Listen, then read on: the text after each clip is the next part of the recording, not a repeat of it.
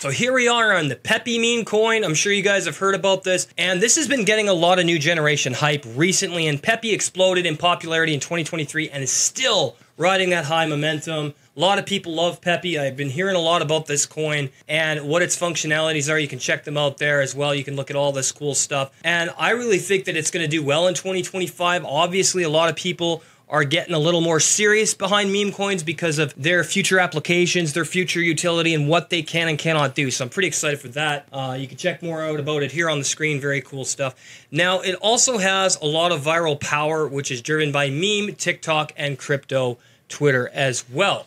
It also has a high return on investment for early buyers, created millionaires in weeks during its rise, okay? It also has cool exchange listings, quickly listed on major exchanges like Binance and OKX, which I think is awesome as well. So what makes it unique is it's community-driven, no pre-sale, no dev tokens. So it has all those awesome features as well. So I recommend checking out Pepe as well in 2025. It should do pretty good. You could see all the information there on the website that we just went over. Everything is here that you need to know about Pepe.